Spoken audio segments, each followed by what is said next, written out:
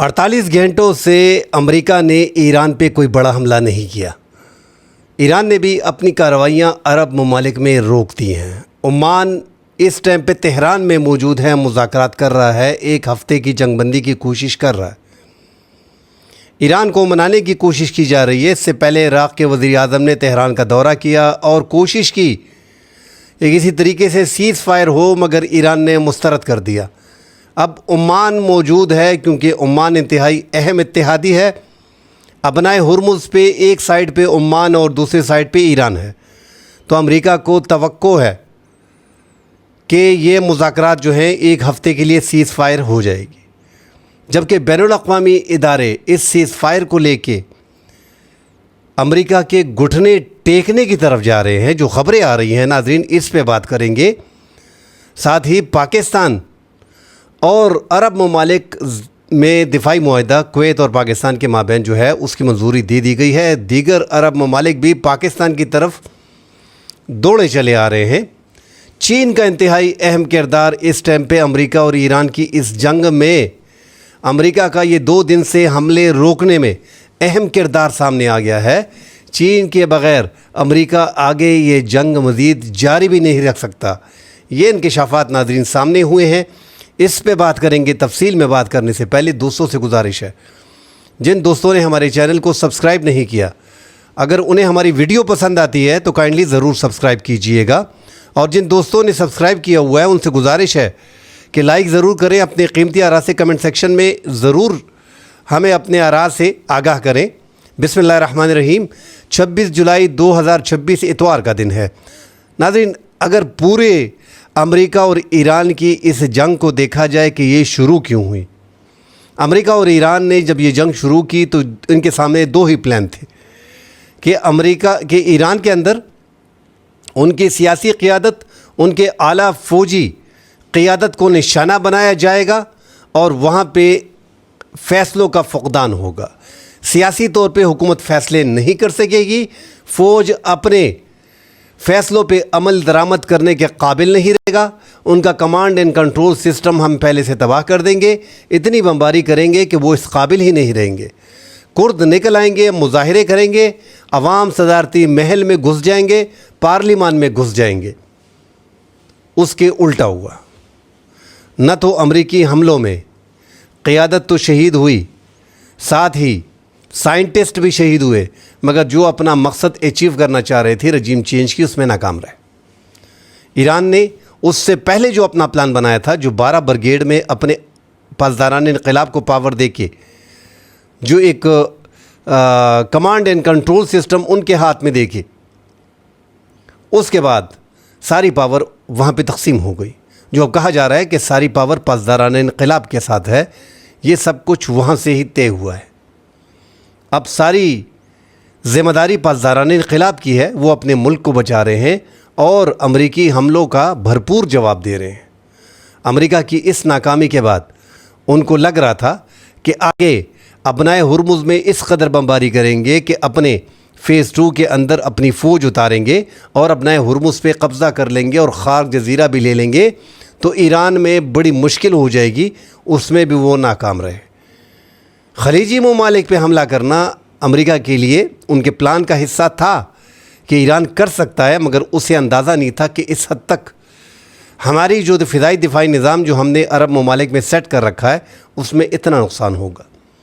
Israel का शुरू का जो वार था उसमें उसका नुकसान उठाना, उसका ज़ख्मी होना, एक ज़ख्मी सिपाही की तरह कोने में उठ के बैठ जाना, इस जंग में दोबारा ना कूदना, अपने आप को बराबर करना हर लिहाज से, क्योंकि अमरीकी ईरान के जो मिज़ाइल थे उन्होंने जो कहा था कि हमने आसमान पे एक चादर ओढ़ के रखी है लोहे की, उसको चीरते हुए जो उनके इलाक़ों में वो घुसे और तबाही मचाई और वो दुरुस्त निशाने अपने टारगेट पे लगे।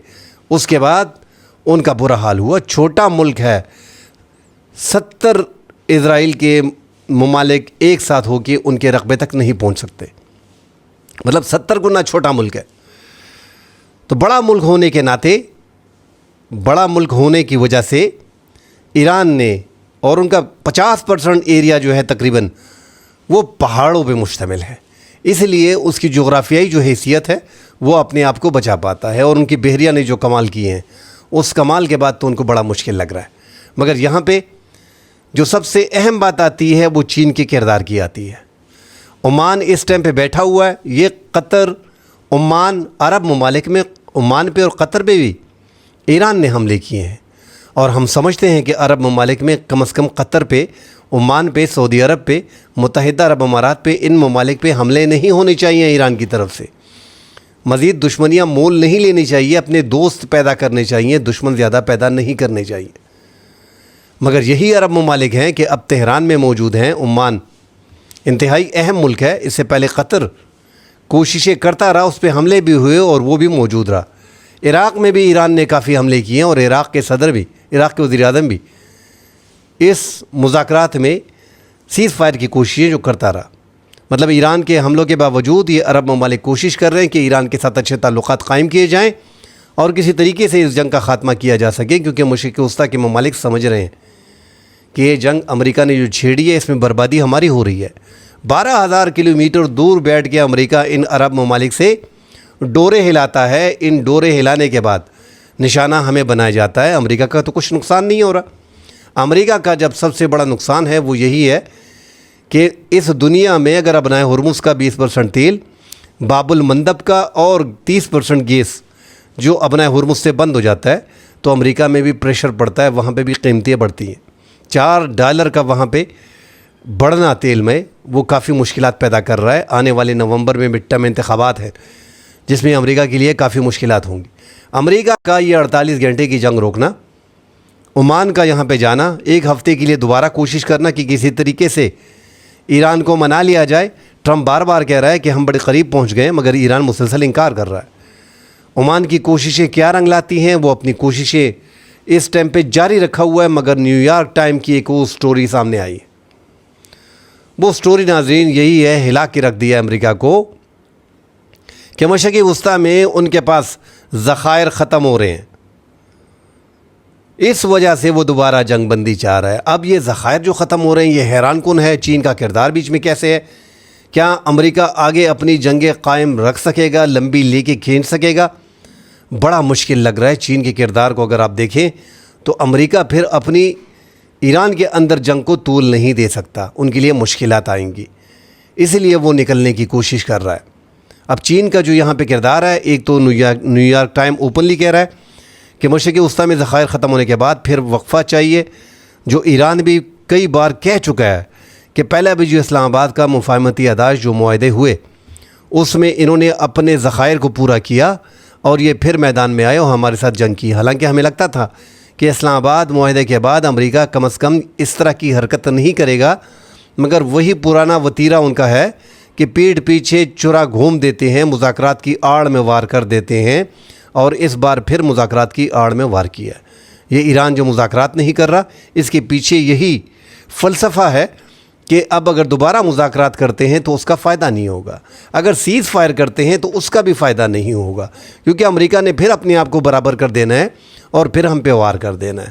اب ناظرین یہاں پہ چین کا جو کردار ہے، امریکہ کا جنگ بند کرنا 48 گھنٹے کے لیے، آگے اگر وہ ایک ہفتے 2 ہفتے اسے سسٹین کر لیتا ہے پھر بھی ان کو مشکلات ہوں گی آگے جا کے، کیونکہ مشرق وسطیٰ میں ان کے ذخائر جو ہیں وہ ختم ہو گئے ہیں۔ پچھلی بار بھی آپ نے نوٹ کیا ہوگا کہ 1.5 ماہ پہلے کہ مشرق وسطیٰ میں جو ان کے جو فضائی دفاعی نظام تھے، جو ان کے اسلحے کے ڈپو وغیرہ تھے، وہ ختم ہو گئے تھے اور اس وجہ سے ان کو جنگ بندی کرنا پڑی۔ اب کیا امریکہ کے پاس پروڈکشن کا ایشو ہے، سپلائی چین کا ایشو ہے؟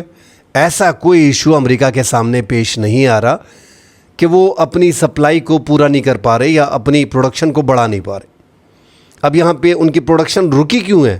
اس میں چین آ جاتا ہے۔ چین نے مغرب پہ اور امریکہ پہ نایاب دھاتیں جو ریئر ارتھ ہے اس کی پابندی لگائی ہے۔ دنیا بھر کی نایاب دھاتوں میں 90% صرف چین میں ملتا ہے۔ اب 90% دنیا میں صرف چین میں کیوں ملتا ہے؟ اور یہ استعمال کس چیز میں ہوتی ہیں؟ اور باقی کن ممالک میں ہے؟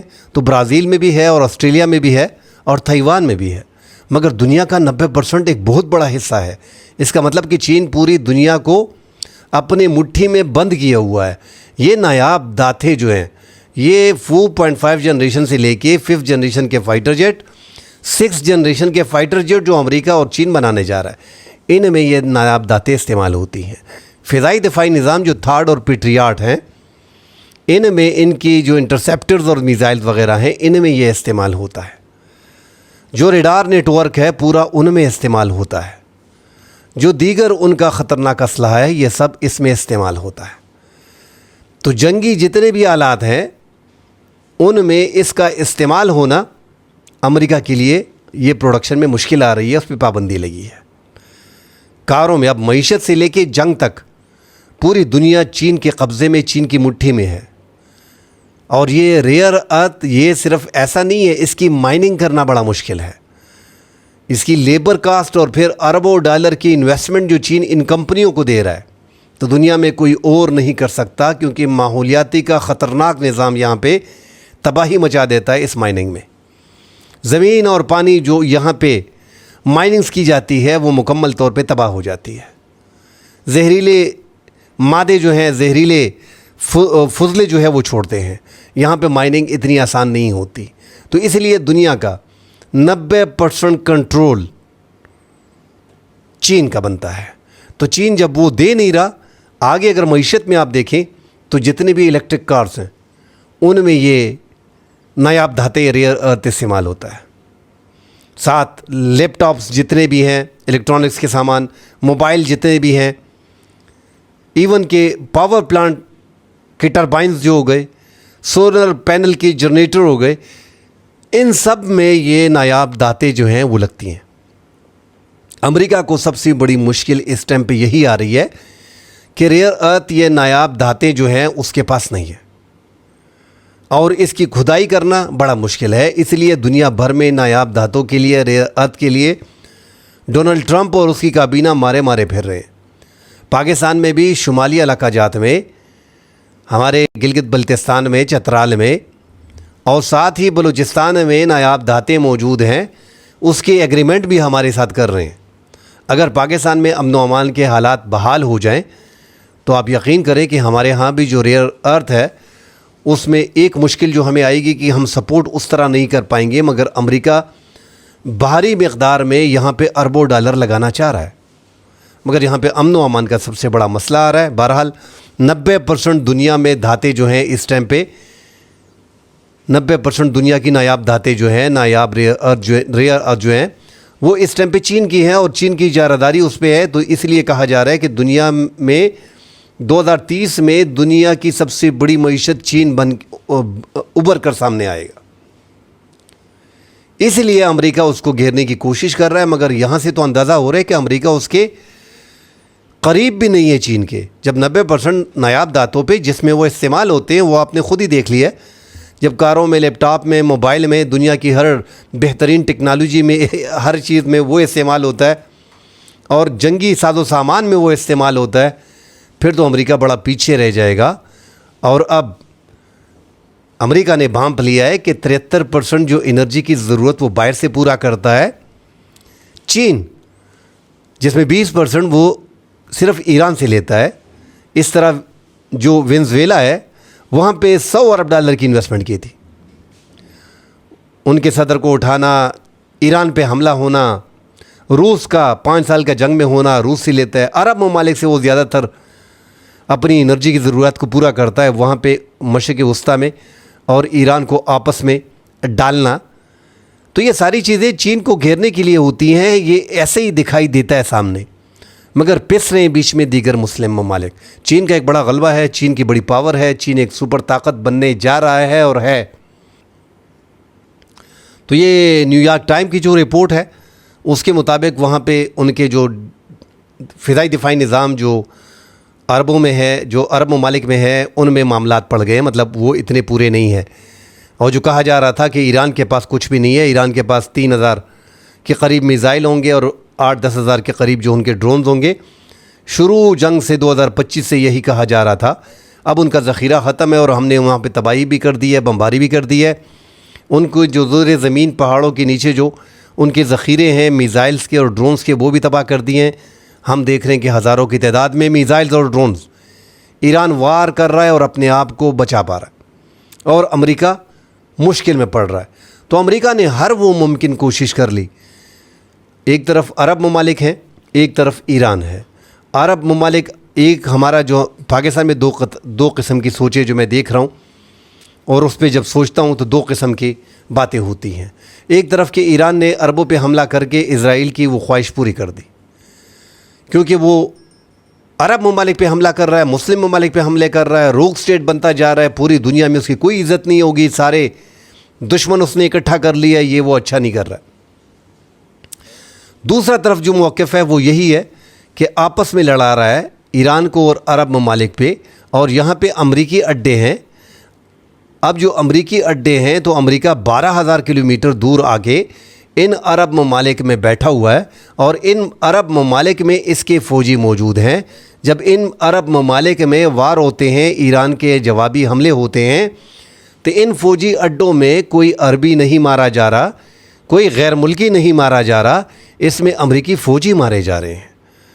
اور پھر ویڈیوز جاری ہوتی ہیں ان عرب ممالک سے، اور امریکہ کا کہنا ہوتا ہے، وہ سیٹلائٹ تصاویر سامنے آتی ہیں کہ کویت سے، بحرین سے اور اردن سے ایران پہ آج حملے کیے گئے۔ 13 لہر جو اس دوسرے فیز میں جو جنگ ہوئی ہے، 13 دن حملوں میں مسلسل یہ 3 ممالک استعمال ہوئے ہیں۔ تو عرب ممالک میں ایران کا ایک طریقہ کار ہے کہ جس ملک سے اڑان بھری جاتی ہے، جس ملک سے میزائل داغا جاتا ہے، سیٹلائٹ تصاویر کی روشنی میں اسی ملک پہ ایران حملہ کرتا ہے۔ ساتھ ایران کا ایک طریقہ کار ہے جو دوست کہہ رہے ہیں کہ وہ اسرائیل پہ حملہ کیوں نہیں کرتا۔ اسرائیل پہ اگر اس جنگ میں وہ سیدھا سیدھا آتا ہے جس طرح پہلے شروع میں آیا، تو کسی عرب ملک پہ ایران نے حملہ نہیں کیا۔ وہ جنگ سیدھا سیدھا اسرائیل اور ایران کے مابین تھی۔ جب امریکہ اس جنگ میں ایران کا ساتھ دیا تو پھر امریکی اڈوں کو اور اسرائیل کو ایک ساتھ نشانہ بناتا رہا۔ اب جب اسرائیل ایک کونے میں بیٹھا ہے تو صرف اور صرف امریکی اڈوں کو، امریکی بیسس کو نشانہ بنایا جا رہا ہے۔ اور جو دوست کہہ رہے ہیں کہ آذربائیجان میں اور ترکی میں وہ بھی تو گیس اور تیل اسرائیل کو دیتے ہیں، بھائی وہ تجارت ہے، وہ اپنی تجارت کرتے رہیں، مگر اڈے اس جنگ میں اگر فراہم کرتا ہے تو ان کا بھی یہی حشر ہوگا۔ یہ ایران نے اوپنلی کہہ دیا۔ ایران اپنے دوستوں کو معاف نہیں کر رہا، اور وہ جو ہم کہہ رہے ہیں کہ دشمنوں کو بڑھا رہا ہے، وہ عمان، وہ قطر، اس جنگ کے دوران جب اس پہ حملے ہوتے ہیں وہ بیٹھے رہتے ہیں تہران میں، کیونکہ عربوں کو پتہ ہے کہ یار تھانے تو ٹھیک ہے اسرائیل کے پاس ہے یا ایران کے پاس ہے۔ اگر اسرائیل کے پاس ہے وہ تھانے دار ہے، وہ ہمارا اچھا دوست ہے، اور ایران ہمارا دشمن بھی بنتا جا رہا ہے اور پہلے سے بھی دشمن تھا، اب تھانے داری یہ لے رہا ہے، اس پہ اگر جھگڑا ہے تو ہمیں ایران کی تھانے داری منظور نہیں ہے۔ اسرائیل کی تھانے داری میں ہمارے عرب ممالک خوش ہیں۔ مسئلہ یہ آ رہا ہے، سارا مسئلہ یہی آ رہا ہے۔ تو ان عرب ممالک میں امریکی اڈے ختم ہوں گے تو یہ عرب ممالک بھی سکھ کا سانس لیں گے اور ایران بھی سکھ کا سانس لے گا، اور یہ ایران نے پہلے ہی بتا دیا تھا، اور ایران نے اپنے عمل سے ثابت بھی کیا ہے۔ اور ان کے رہبر جو ہیں، جو شہید آیت اللہ خامنائی ہیں، انہوں نے کہا تھا کہ ان اڈوں کو نشانہ بنانا ہے، یہی ہماری اصل ٹارگٹ ہے، کیونکہ یہاں پہ امریکی اڈے موجود ہیں، اور وہ 40 سال سے چیختے آ رہے ہیں کہ یہ اڈے ان عرب ممالک کی حفاظت کے لیے نہیں ہے، یہ ہمارے خلاف استعمال ہو رہے ہیں۔ اور وہ ثابت بھی ہو گیا اس جنگ میں، ہم نے دیکھا 2025-26 میں کہ وہ اڈے ایران کے خلاف استعمال ہوئے اور ایران نے ان پہ حملے کیے۔ مگر یہ پابندیاں لگانا، آپ نے فائٹر جیٹ آگے نہیں خریدنے، آپ نے اپنا دفاعی نظام نہیں رکھنا، چین سے، رشیا سے لے کے، ترکی سے لے کے، چین اور رشیا سے لے کے، اور آپ نے اپنے آپ کو مضبوط نہیں کرنا، تو یہ اس کا امریکہ کا ایم تھا اور اسرائیل کا ایم تھا کہ اس کے ہاتھ پاؤں بندے ہوں اور اس کو ہم مارتے رہیں، اگر یہ ایک آدھ دو چپیڑے ہمیں مار بھی دیتا ہے تو پرواہ نہیں ہے، مگر زیادہ اس کے ہاتھ پاور نہ ہو۔ دوسرا، اس کو اوپنلی چھوڑ دینا، اسرائیل بھی اس کے ساتھ خلاف ہے، عرب ممالک بھی ساتھ خلاف ہیں کہ اس کو اوپنلی چھوڑنا نہیں چاہیے، ورنہ یہ دنیا کی بڑی معیشت بن جائے گا اور دنیا میں تیل بھی ہم سے زیادہ بیچ پائے گا، پھر ہمارے لیے مشکلات آئیں گی، کمپٹیشن بھی ہوگا۔ متحدہ عرب امارات اوپیک سے بھی نکل گیا تھا، سعودی عرب نے $11 تاریخ میں پہلی بار ایران پہ پابندیاں اٹھنے کے بعد $11 فی بیرل کم کر دی تھی۔ کمپٹیشن کرنا تھا نا، ایشیائی منڈی کو کیش کرنے کے لیے چین کو اور انڈیا کو، جو 3 ارب کی آبادی ہے، ان کو اپنے ساتھ لانے کے لیے، تاکہ یہ ایران کی طرف نہ جھکیں۔ ناظرین، ساتھ ہی کویت پاکستان کی طرف آیا ہے، ایک دفاعی معاہدہ پاکستان کے ساتھ کر لیا ہے اور کویت نے باقاعدہ منظوری دے دی ہے۔ 2023 میں یہ شروع ہوا تھا اور یہ معاہدہ جو ہے فوجی تربیت، تعلیم، فوجی تعاون، لاجسٹک سپورٹ، مختلف فوجی شعبوں میں اہلکاروں کا ماہرانہ جو تبادلہ ہے وہ ہوگا اور ملٹری انٹیلیجنس ہوگا۔ اس میں دفاعی صنعتیں بھی ساتھ شامل ہیں۔ آگے جا کے یہ مزید سعودی عرب کی طرح دفاعی معاہدے کا رخ اختیار کر سکتا ہے۔ فی الحال سعودی عرب کی طرح دفاعی معاہدہ نہیں ہے جو ہم نے سعودی عرب کے ساتھ کیا ہوا ہے۔ یمن کے اور سعودی عرب کے حالات بھی آہستہ آہستہ بہتر ہوتے جا رہے ہیں۔ جو آگے دکھائی دے رہا ہے کہ حوثیوں کے جو حملے ایک دوسرے پہ سعودی عرب نے اور حوثیوں نے حملے کیے، اس کے بعد باب المندب میں کوئی بڑی ایکٹیویٹی ہم نے دیکھی نہیں ہے۔ انہوں نے صرف سعودی عرب کی ناکہ بندی کی ہے۔ اب دیکھتے ہیں کہ آگے سعودی عرب کے مزید جہازوں کو اگر نشانہ بنایا جاتا ہے باب المندب میں، پھر پاکستان کے کودنے کے بیچ میں زیادہ چانسز ہیں۔ مگر پاکستان کی پالیسی ہمیشہ کی طرح اسلامی ممالک کے حوالے سے بڑی نرم رہی ہے۔ دفاعی معاہدے کا مطلب یہ نہیں ہے کہ ہر ملک پہ ہم چڑھائی کریں۔ پاکستان اپنے دفاعی معاہدے کا پاس بھی رکھے گا اور حتی الوسع کوشش کرے گا، جس طرح ابنائے ہرمز میں اور ایران میں کوشش کی کہ آپس میں یہ نہ بھیڑے۔ پھر بھی اگر حالات خراب ہوتے ہیں تو پاکستان اپنے اس دفاعی معاہدے پہ عمل ضرور کرے گا۔ ساتھ ہی قطر ایک ایسا ملک ہے کہ اس کے پاس بھی پاکستان سے چھوٹے ممالک ہیں۔ اب آپ کویت کو لگا لیں، کویت پاکستان کے ساتھ دفاعی معاہدہ کر رہا ہے، 51 لاکھ کی آبادی ہے، جس میں 15 لاکھ کی آبادی جو ہے وہ کویت کی عوام کی ہے، 15 لاکھ کی آبادی والا ملک ہے۔ بحرین 2 ملین کی آبادی والا ملک ہے، 3 فرلانگ پہ قطر ختم ہو جاتا ہے۔ یہ چھوٹے چھوٹے ممالک ہیں، یہاں پہ امریکہ کسی بھی ٹائم ان کی حکومت کا خاتمہ کر سکتا ہے۔ یہ جو امریکہ کے اڈے ہیں، یہ جو ہم کہہ رہے ہیں کہ عربوں کی مجبوری ہے، اور یہ ٹرمپ غیر روایتی پولیٹیشین ہے، اس نے دنیا کو بتا بھی دیا تھا 2015 میں جب وہ الیکشن لڑ رہا تھا، اپنی کمپین میں باقاعدہ اوپنلی کہہ رہا تھا، جس پہ لوگ چیئر کر رہے تھے کہ یار یہ جو عرب ممالک ہیں یہاں سے میں اپنی سیکیورٹی ہٹا لے گا تو یہ دھڑام سے گر جائیں گی۔ تو چھوٹے چھوٹے ممالک ہیں، ان سے کسی بھی ٹائم پہ امریکہ ان کی حکومت کو گرا سکتا ہے۔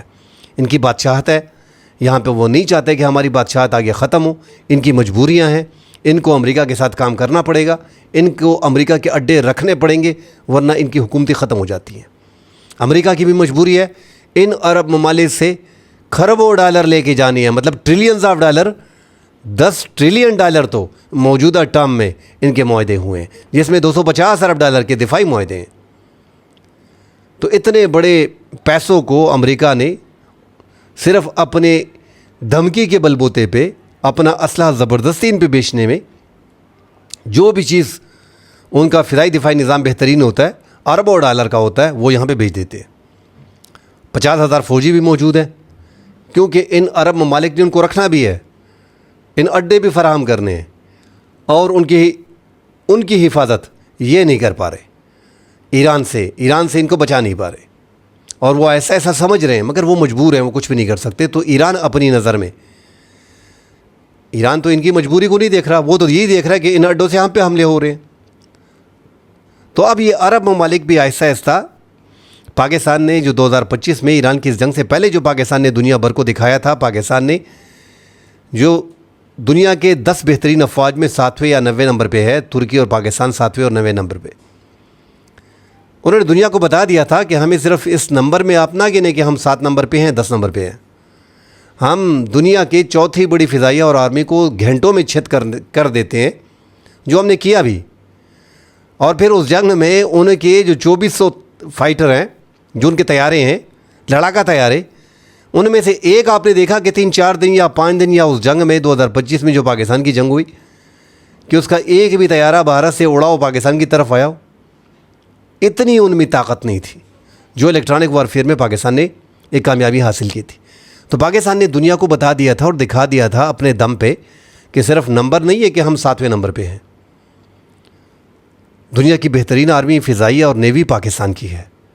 اور وہ شو ہونے کے بعد اور عرب ممالک میں اور دنیا بھر میں یورپی ممالک میں دیکھنے کے بعد پاکستان کے قد کاٹ میں اضافہ ہوا۔